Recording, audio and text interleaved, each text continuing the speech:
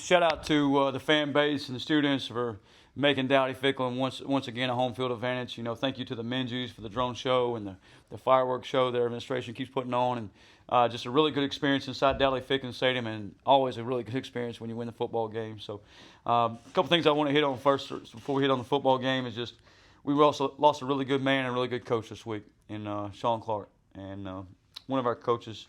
Lance Wares played college ball with him, really tight with him, one of his best friends, and just been checking on Lance a couple times a day, and really feel for Coach Clark's family and close friends there, and we're keeping his family and those close to him in our thoughts and prayers and condolences to that family. And it's told our players, like, make sure you tell the people around you love them every day, because you never know when something you turn around and you lose somebody like that. And also want to hit on just salute the service tonight, Military Appreciation Night. Thank you to all the men and women out there who serve our country, who protect us, and just a huge thank you to them. It's pretty special. Army came down at the end after the game there and sung the alma mater with us, and then we went down and sung the alma mater with them. And you're out there battling it out in competition, but at the same time, those men on the other sidelines over there. Huge amount of respect for them, because one day they're going to protect our country as well. So I just wanted to hit those things first. And, football game-wise, got off to a really good start, proud of how we started offensively especially. 21-0, got to that lead. And, just getting back after it, especially after last week on a short week. Just went to battling at it. And then defensively, couldn't be more happy and proud of those guys. Shut them out in the first half, only held them to 6 points in the second half. And, usually I'm kind of the biggest critic of the defense, but this week I'm pretty proud of them. And I think going just to the history of option teams and being able to hold those guys to one score is pretty dang special. Not many times throughout my coaching career have I seen that happen. And a bunch of individual performances in there, and somebody told me we just had 2 penalties as well. So I just shout out to our football team of being more disciplined, being more locked in, and challenging each other. Yannick Smith, after pregame warm-ups, went around and started challenging guys. It's about bringing the energy and making sure we're up for it and we're ready to ride. And we talked about this being a new season, and no better way to start the conference play than a victory against Army and start out 1-0. Obviously, got some tough ones coming up down the road, but we do get some time off now to heal some bumps and bruises and get rolling from there. So this time we'll open up for questions. Coach, with the time of possession they've had and the number of plays they've run, did you just talk about the importance of kind of setting the tone and getting ahead? Yeah, a couple things there. I think, I was with the triple option for years, and anytime you get behind, especially 3 scores, you kind of panic a little bit. And we told our defensive players, like, if you can force 3 and outs, that's as good as a turnover. If you can get a 4th down stop, that's as good as a turnover. I think there's some crazy stat there, 1-15, Army is, Coach Munkin is, when they lose the turnover battle. But when they win the turnover battle, they're like 56-3 or something. So something crazy like that. But we talked to our guys about, hey, those 3rd down stops, those 3 and outs, those 4th down stops, and then getting the lead on them as well. I think that's huge, especially against an option team. It's huge any week, but that was certainly big tonight. I know you've got great respect for their staff, Coach Worley. Just talk Yeah. about the game plan, and on a short week, I don't know, does that help you not overthink things as much? Yeah, know a ton of their staff and Cody and the offense coordinator, Danny Verpel, good friend of mine, safeties coach. Nate Woody. There's probably 7 guys in that staff that we've been good friends for a long time or coached against and saw each other quite a bit. So I have a ton of respect for them and the type of program Coach Munkin has ran there and done the job he's done there for the years. But you're on a short week. You obviously focus on your opponent. You got to get ready for, especially an option team is different. But you really got to keep it simple for your guys to go play fast, go play physical, and the way the game's played. So that's what we try to do, and our guys did a great job of doing that. Our defensive staff, shout out to those guys, Coach Aldridge, Coach Tesh, Magazoo, all those guys, Coach Zachary, Coach Williams out wide, and Coach Butterworth did a heck of a job. And I think they tried every single minute of the day to cram. We talked about all week cramming for a test, and they certainly did a great job of that and passing the test tonight.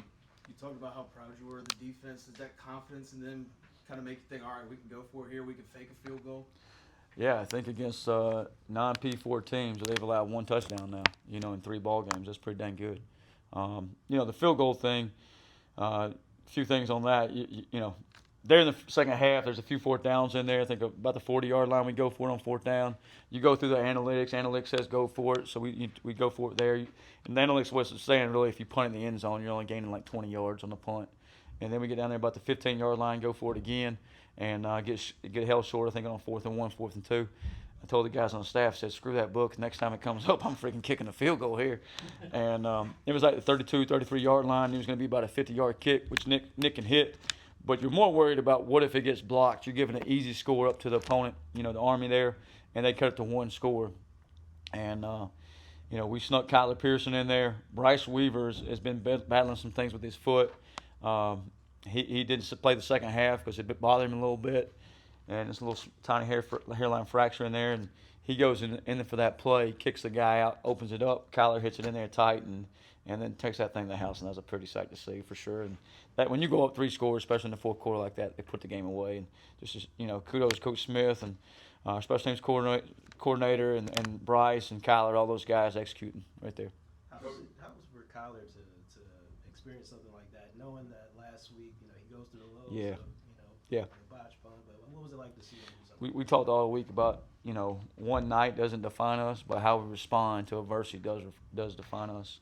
And Harrell Varner sent me a text, just last night talking about adversity. Mike Atkins talked to our team yesterday about adversity and getting your roots in the ground and how the wind creates adversity, all those things. And, to see those guys respond. Kyler, had a tough night last week, as you said, and respond tonight. And every single one of our players did, not just Kyler, but just really proud of them as a football team. Coach, the running game was effective in Marlin, especially in the second half. Yeah.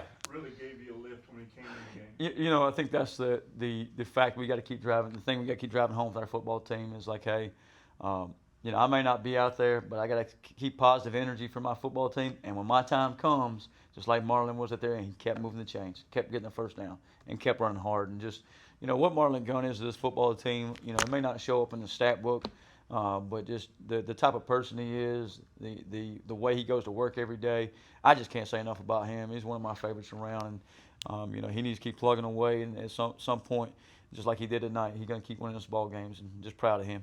Coach, before the fourth goal score for Army, Jamar Lewis had a pretty amazing hustle play. He walks the guy down. That's a heck of a How job. proud of you for that Yeah. play and to show the younger guys. Yeah, 15. I believe his name is Noah Clark. Is that right? Noah Short. Sorry, Noah Short is like a 10'7", 10'6", 100-meter guy in high school and can run. Like you see every week, he takes off and leaves everybody.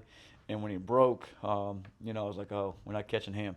But Jamarly did, and just really proud of him and just what an effort. And for nothing else, it chews up a couple more minutes down there, and we almost get the fourth down stop. And that's where Army is their best, inside the 5-yard line and short yardage. But just Jamarly to get down there and make a play on it to give us an opportunity to line it up again is pretty special. And that's something you can teach off, not only this year but for years to come. The effort he played with right there.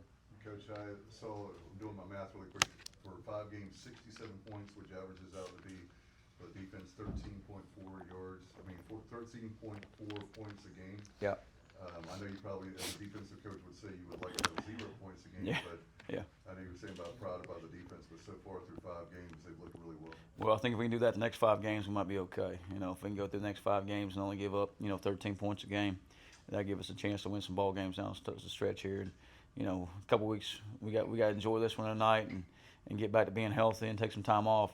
But in 2 weeks, we play a really good Tulane football team who obviously played for the conference championship as well last year. I think they're favored to win it this year and is playing pretty good right now. So we got our work cut out down the road. October is going to be a little bit different October than we've all experienced before.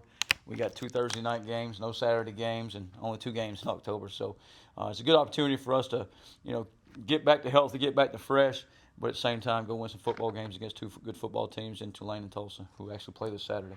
What did you see from the offense that changed from that first quarter? Seemed like they're moving the ball. Yeah. For 21 points. What did you see happen after that? I thought like right there at the end of the second quarter, just didn't take care of the football. I mean, they didn't, and we stopped ourselves.